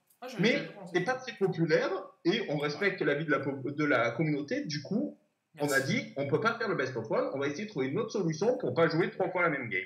Ouais. Et en étudiant l'esprit du format, les règles exactes du format, les produits Commander qui sont commercialisés et qui invitent à changer le Commander, c'est dans les manuels de tous les produits commerciaux. On s'est dit une solution, ça serait d'utiliser ce trou dans les règles pour permettre aux joueurs les plus innovants de tenter les choses. Cool. Et avec 2 avantages indirects. Le premier avantage indirect, c'est que ça rend les monocolores plus forts. Oui. Or, c'est les decks idéaux pour débuter parce qu'ils sont moins chers. Et ça favorise les decks qui ne sont pas centrés sur le général parce que globalement, si tu joues Titania, tu ne vas pas pouvoir bénéficier de la règle de Commander Swap. C'est ce qu'on disait avant, c'est que Titania, la boîte mono verte, elle a un build très particulier, centré totalement sur le général. On ne peut pas passer de Titania à Izan comme ça. Quoi. Je veux dire, voilà. Et le seul truc que ça va changer pour Titania, globalement, c'est qu'elle va affronter des decks qui vont devenir des decks Zozo la game 2. D'accord, ouais. Pour eux, ça va être des Charizard qui vont devenir Zozo. Hein, pour Titania, c'est ce que ça va changer. Donc, oui, c'est sûr que tu vois Titania, tu joues Charizard, tu dis tu mets Zozo, vas-y, commence à mettre des landes, à les faire revenir au cimetière, commence à te prendre 2, 4, 6, 8. C'est sûr. Et du coup, alors dans vos tests, parce que du coup, ça a l'air super quand même, ça a l'air d'ouvrir un champ de possibles énorme. Est-ce que vous n'avez pas eu un peu peur que ça favorise trop un archétype? Alors dans les archétypes, pour ceux qui nous suivent, il y a généralement aggro, midrange, combo et contrôle et rampe, on va dire. Si on veut vraiment diviser les archétypes en 5, si on n'en prend que 3, c'est combo, contrôle et aggro. Voilà, est-ce que ça favorise pas trop un de ces archétypes-là ou ça avait l'air plutôt bon dans les tests? Pas réellement, parce que c'est pas les macro-archétypes que je trouve favorisés, parce qu'on a l'impression que ça favorise aggro, mais ça peut aider contrôle. Un cas classique, c'est tu joues ton Baral, tu affrontes un deck qui vomit des anti-créatures à l'infini, et tu te retrouves en game 2 à devenir un Teferi. Ouais. C'est vrai. Parce que du coup, le mec, à chaque fois que tu poses Baral, il te le tue. C'est ça. Et plutôt que de se battre à contrer les anti-bêtes, tu te dis, bon, c'est bon, tu m'as gonflé, je vais mettre un Teferi, t'as 30 anti-créatures mortes dans ton deck, on va rester bons amis. Donc même les decks contrôle peuvent le faire. Dans ce sens-là, et même dans le sens strictement inverse, quand tu joues ton Teferi et t'affrontes un deck où il y a des contres en face et où tu veux gagner une bataille de contre, tu peux dire, bon, mais je vais donner un Baral parce que ça va quand même être 100 fois plus facile de gagner des batailles de contre en étant un Baral. Ouais, donc les decks contrôle peuvent l'utiliser, les decks partenaires peuvent l'utiliser dans des exemples qu'on a vus, voire des exemples assez loufoques. Parmi les exemples loufoques qu'on a trouvés, on a noté que Akiri Silias pouvait devenir un Timna Chrome. Akiri Silias, oui. Timna blanc, noir, Chrome, bleu, rouge. Oui, c'est vrai. En affrontant un contrôle où on pense que son Akiri ne va pas survivre assez, on peut dire, de toute façon, Akiri Silias c'est peu important. Et de transformer un Timna Chrome pour dire c'est un moteur de Carnage plus une bête Ace, c'est mieux que mon Akiri finalement de base. Donc les deck builders innovants vont pouvoir tenter des choses un peu folles avec. Ouais. Franchement, c'est super sympa. J'en rentre chez moi. On était tous hypés par Partner parce que ça ouvrait une possibilité de deck building énorme, mais ça. Mais en fait, franchement, c'est vrai que la raison pour laquelle à l'époque Partner avait vraiment marché, c'est que ça ouvrait du deck building. Et là, cette règle, ce changement de règle, ça ouvre aussi une possibilité de deck building. Et du coup, on a envie de tester des trucs, quoi. On a envie de se dire. Et on a envie de plus d'aller vers des decks moins linéaires, vraiment comme dit la Vanlist. Et que du coup, en fait, tu te dis, si je prends un général avec lequel je peux rien faire d'autre que ce qu'il est censé faire, je vais pas pouvoir profiter de la règle, quoi. C'est ça. Et ça ouvre, par exemple, il gagne la game 1, la game 2, tu sors la Silver Bullet. Alors sûr que toi, les Silver Bullet, du coup, en mono blanc, c'est la meilleure couleur pour les Silver Bullet. Normalement, effectivement, Winnie White est a priori ce qui est le plus avantagé par cette règle. Parce que lui, il peut assez facilement avoir 15-20 légendes dans son deck et faire des vrais Commander Swap. D'ailleurs, pour le Commander Swap, il n'est pas nécessaire du tout de lister les commandeurs potentiels. Tu listes ton général et après tu peux changer. D'accord, donc dans une decklist, on met notre commandeur avec lequel on va commencer chaque ronde. Ça, c'est le commandeur de base, on va dire. Et ensuite, les autres commandeurs, il suffit juste d'être dans la decklist, c'est tout. Il suffit qu'ils soient dans le deck et qu'ils partagent l'exacte même identité couleur. C'est ça. Parce qu'en fait, pour que les deux se couvrent mutuellement, le seul moyen que A soit super ou égal à B et que B soit super ou égal à A, c'est que A égale B sur les couleurs, en fait. C'est ça, ce qu'on disait avant, c'est par exemple, si j'ai Atraxa, je peux faire Timna Trazios, par contre, je peux pas faire Trazios Silas, parce que du coup, il manquerait. Non, parce que sinon, tu auras un Atraxa dans ton deck qui ne sera pas une carte égale. Voilà, ok, c'est bien ça. Donc les gens qui n'ont pas compris, là au moins c'est plus clair pour vous. Et du coup, comme on l'a vu, comme je l'ai expliqué avec Teferi, si le Planeswalker il y a marqué peut être commandant, on s'en fiche que le Planeswalker de base est une créature. Il suffit juste qu'il soit valide en tant que commandant et qu'il ait la même identité couleur. Il n'y a pas besoin d'être du même type. Voilà. Il y a des cas rigolos. Un général bleu-rouge, une créature bleu-rouge peut devenir la paire de commandeurs de Planeswalker de Battlebound. Voilà, c'est ce que je voulais exactement demander. Donc du coup, voilà, j'ai anticipé ma question d'après. C'est justement, du coup, si je joue Jorian, ensuite, je peux prendre les deux commandeurs Planeswalker de Battlebound, c'est ok. C'est ok. Tu as exactement la même identité couleur, ton G et ton commandeur, ou ta paire de commandeurs est légal dans le format, donc il n'y a pas de souci. Super, franchement. Ce qui est possible à faire quand tu affrontes un deck plein d'anti-créatures, par exemple. D'accord. Exemple. Oui, bien sûr, bien sûr. D'ailleurs, du coup, Battlebond, avec la règle... Moi, j'ai une question par rapport à Battlebond, si je peux me là. permettre. C'est par rapport au partenaire... le fait de le partner with, est-ce que vous, au niveau du comité, vous avez déjà un peu les infos ou pas du concept de quand ce permanent arrive sur le champ de bataille, le joueur ciblé peut chercher l'autre partenaire dans sa main depuis la bibliothèque. Ça peut d'intérêt si tu les as les deux en command zone, déjà. D'accord. Donc on peut les Après, ça peut arriver dans certains cas où tu t'en es fait renvoyer dans la librairie et où tu as choisi de ne pas l'envoyer en command zone parce que tu t'es dit que tu allais le récupérer via cette habilité, quoi. D'accord. On est d'accord si tu te prends par exemple un hinder, il te le met en dessous, plutôt que de l'envoyer en command zone, tu dis je vais le mettre en dessous, de toute façon quand je vais jouer mon partenaire Wiz avec ce nouveau wording, je pourrai le chercher. D'accord. Et on est donc d'accord que du coup, s'il y a des créatures non légendaires mais qui ont ce partenaire with et qui sont dans le deck, quand on pioche une, on peut tuto l'autre, sans problème. Oui, mais on ne peut pas les mettre en command zone. On ne peut pas les mettre en command zone. Donc, en command zone, on a le droit de mettre les légendaires et les planeswalkers où il y a marqué peut être votre commandant de Battlebond. Ça, on est d'accord. Avec la carte partner with, on peut avoir les deux avec 98 cartes, comme n'importe quelle capacité partenaire de base. C'est ça. C'est assez bizarre, ce partner with, parce qu'en fait, c'est à la fois partner with qui dit qu'il va chercher dans la librairie, et c'est à la fois partenaire dans le sens où tu as le droit de le mettre en command zone plusieurs cartes sous réserve qu'elles soient légendaires. Le wording est très fort. C'est pour ça en fait, donc on voulait vraiment être sûr pour que les gens puissent comprendre ce qui se passe et du coup ok. Alors franchement moi j'ai pas grand chose d'autre à dire sur franchement c'est cool, c'est vraiment cool. La seule chose que du coup on pose comme question vu qu'on en profite, c'est que du coup là on a une ban, on a ce changement de règles, on va dire, de fonctionnement. Voilà. Au niveau des débans, on a eu 0. Est-ce que vous avez pensé déjà des débans ou est-ce que vous vous êtes dit le changement de règles plus le ban, ça suffit, on n'a pas envie de faire trop de choses, ou alors c'est que vous avez regardé un peu pour les débans et que franchement pour vous il n'y avait rien à déban pour l'instant? Il n'y avait pas grand-chose de déban de toute façon parce que le format est plutôt sain et on fait quand même un changement mineur en éliminant le deck le plus joué du format en lui mettant quand même un sacré boulet au pied parce que je considérais déjà que Zurgo pour moi n'était même pas un vrai tier 1 dans ce format et en lui changeant sa command zone ça va au mieux en faire un tier 2,5 3. Donc du coup c'est un changement quand même assez majeur au format et on a préféré pas débanner des choses en même temps pour éviter de ne pas savoir les influences de l'un sur l'autre. Donc on va laisser voir ce qui se passe vis-à-vis du ban de Zurgo, qui aura plus d'impact bien sûr pour la Commander Swap Roll. La Commander Swap Roll, elle aura un petit impact, mais assez limité en fait. D'accord. C'est limité parce que là, il y a quand même une bonne partie des jeux qui sont des jeux complètement centrés sur leur général qui ne va absolument pas l'utiliser. Ah oui, c'est sûr que tu prends du Animar, tu vas pas pouvoir changer grand chose. Je veux dire, allez, qu'est-ce qu'on fait? Après, il y a des decks qui se retrouvent à être changés assez profondément. Par exemple, Gadok Teg a changé assez profondément. Parce que le problème de Gadok, c'était un général qui faisait rien face à aggro.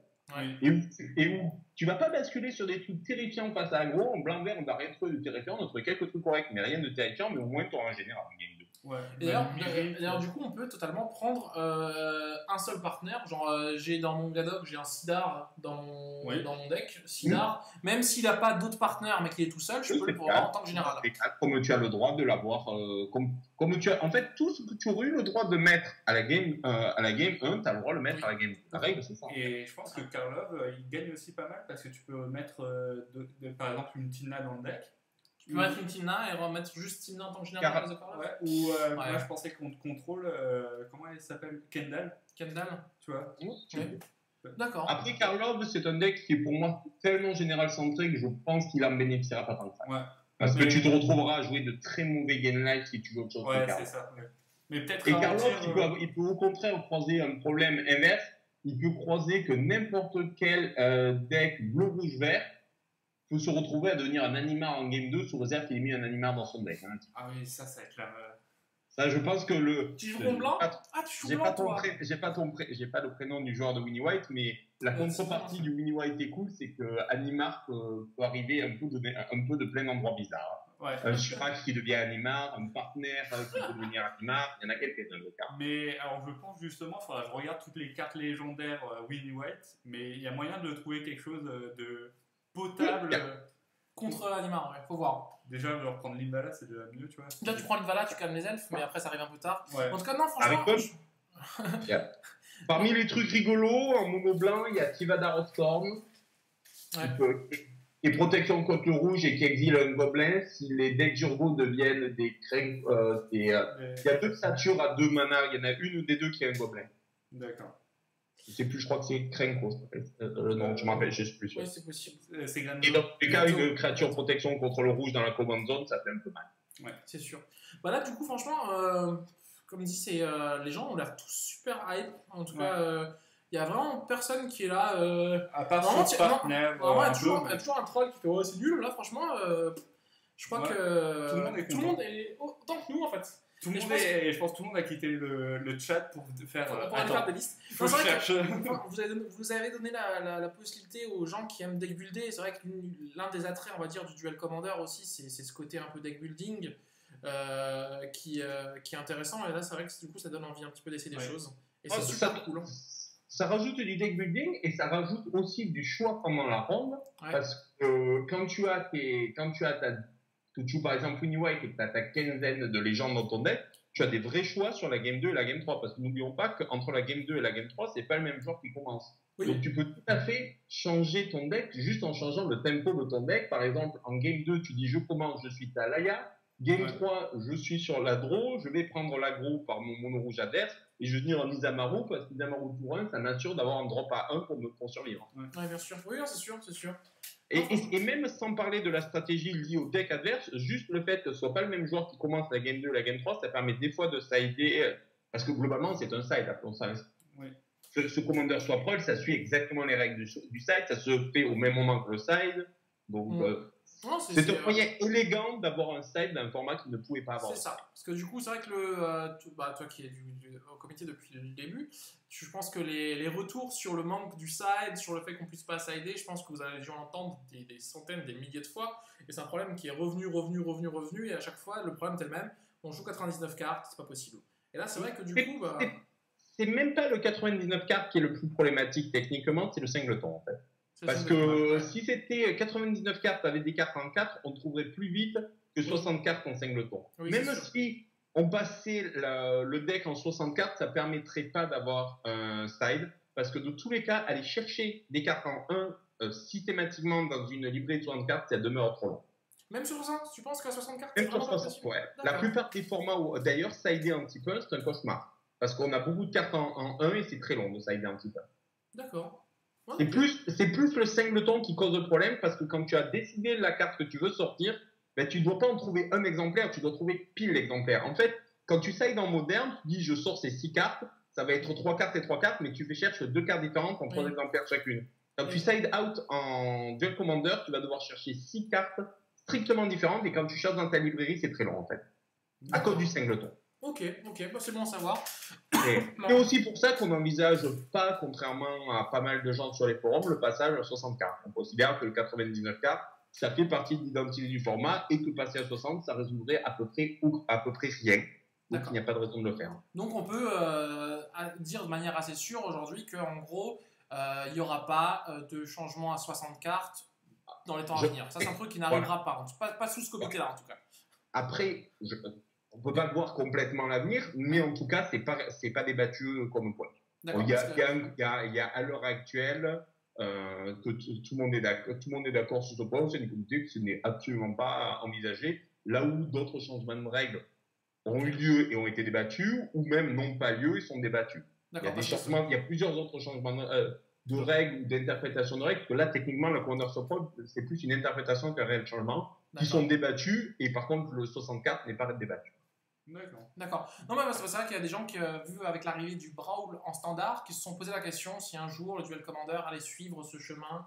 La raison que le Brawl c'est en 60 cartes, c'est que c'est compliqué de faire un singleton 99 cartes en standard. C'est sûr, parce qu'en standard, il y a beaucoup moins de choix. Totalement. Super, bah écoute, franchement, merci en tout cas à Sylvain pour le travail que vous avez fait sur cette règle, pour tous les membres du comité du coup, parce que on oublie de le dire, hein, mais vous êtes comme nous, hein, vous êtes bénévoles. Hein, c'est du boulot que vous prenez en dehors de votre vie, en dehors de votre famille, en dehors de votre boulot. C'est quand même du temps qui vous rapporte pas grand-chose, donc c'est quand même super cool. Et merci d'avoir été là aujourd'hui avec nous ce soir. Quoi, et, merci à vous pour parler à la communauté et permettre d'expliquer nos choix, ce qui est une meilleure forme de communication que de passer uniquement par les forums qui sont moins lus. C'est assez idéal comme situation. Ouais, c'est sûr que la communication a grandement amélioré, c'est super. Merci en tout cas à vous tous. Et du coup, nous on te dit à très bientôt sur les tournois. Voilà. Bonne ciao, soirée. Sylvain. Bonne soirée. Salut. Salut. Hop. Voilà. Donc du coup, là, nous... on va mettre un peu nos têtes. On va mettre un petit peu nos têtes. On va finir un petit peu cette soirée. Là, on va 5 minutes avec vous. Pour discuter un petit peu avec vous, voilà, qu'est-ce que vous pensez de tout ça? Nous, on est super hype, on a un projet génial, franchement. Et je sais pas encore du tout ce que je vais jouer, je sais pas encore comment je vais monter. Parce que pour l'instant, je jouais Thrasios Sidar, et je sais pas du tout ce que je vais faire, mais en tout cas, c'est super cool. Ouais. Je sais pas ce qu'on a un très bon boulot, là, les gens sont plutôt contents, hein, la décision. Merci Févin. Ouais, c'est cool, franchement, très bon. Ouais, les gens sont plutôt. Non, j'ai pas 5 minutes, je vais dégueuler. Voilà, c'est ça en fait, hein, ça motive. Champagne, vraiment rien à dire. Nous, d'ailleurs, du coup, on est content parce qu'on va bientôt faire notre. Début d'année prochaine, notre Sword to Peasant, Legendary Tournament Commander 2. Et je pense que ça peut. Et là, avec le swap, là, parce que là, on est en train de se dire. En ce moment, dans notre région, la hype c'était vraiment bien passé. Voilà, comme on l'a dit avant, la hype c'était vraiment tassé à cause de Zurgo. Alors, même si c'était peut-être pas un god tier, on peut dire. Le problème, c'est que les joueurs, on va dire, les nouveaux joueurs, même les joueurs qui jouent un peu dans le format de manière. N'ont pas envie de faire un gros tournoi. Ils ont pas envie de commencer à devoir à chaque fois penser à Zurgo tout le temps. Et même quand tu penses à Zurgo, des fois, t'arrives quand même à avoir un compact. Et du coup, c'était vraiment pas. Ils aimaient pas ça. Et je pense que rien que le fait qu'il y ait eu le ban de Zurgo, déjà, ça va faire revenir certains de joueurs qui étaient partis chez nous. Oui. Et là, en plus, avec le swap en plus, qui va leur permettre de dire vous allez pouvoir vous amuser sur les buildings, les gars. Vous allez pouvoir commencer à tester des trucs. Et je pense que les gens se plaignaient aussi de partenaires, et je pense que c'est aussi un nerf de partenaires. J'ai vu des gens sortir dehors avec l'accéléré. Des gens comme match de foot. Ah non, c'est le match. Ah non, c'est le match. Et je pense que le fait de changer de général, ça va aussi un peu calmer partenaire, parce que ça veut dire ça va être compliqué de changer avec. Ça va être compliqué de changer avec partenaire, mais après, il y a des jeux, ils sont forts. Après, on va pas se mentir, les packs linéaires qui sont forts comme ça, ils vont peut-être pas sider, mais ils resteront forts linéairement, tu vois. Alors, j'ai juste une question, mais si par exemple, tu as deux partenaires, ta partenaire et tu fais semblant de sider, comme l'autre personne va voir que tu gardes deux partenaires avant de les présenter. Tu peux les mettre l'une sur l'autre, faire cacher comme si c'est une carte. À quand le LTC, le Team Token? Alors, ça sera sûrement à la rentrée, donc vers le mois de septembre, je pense que ça sera à ce moment-là. Donc, le LTC numéro 2, voilà, qui sera le deuxième. On avait fait quasiment 40 joueurs la première fois, on va voir si on peut faire pareil, voire mieux. Dans la région Alsace-Lorraine, voilà. Ou si vous voulez venir. Ou si vous voulez venir de plus loin, ça fait plaisir. Alors. Soit tu choisis, soit tu me caches. Ah ouais, donc il verra que tu en as deux en fait. Soit tu choisis. Donc il verra que tu as deux cartes. Tu prends deux cartes et tu révèles qu'une seule si tu joues en général mono. Ouais, donc du coup, en fait, il voit. Soit tu mets face cachée et l'autre aussi. Alors, attends. Et tu stacks bien. Et tu stacks bien.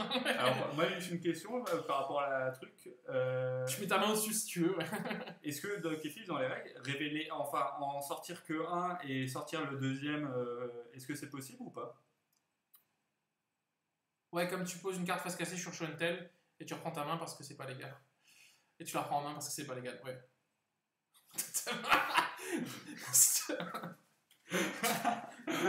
Je pense pas te l'avoir montré. Il n'y aurait pas de place sur la table. Oh là là.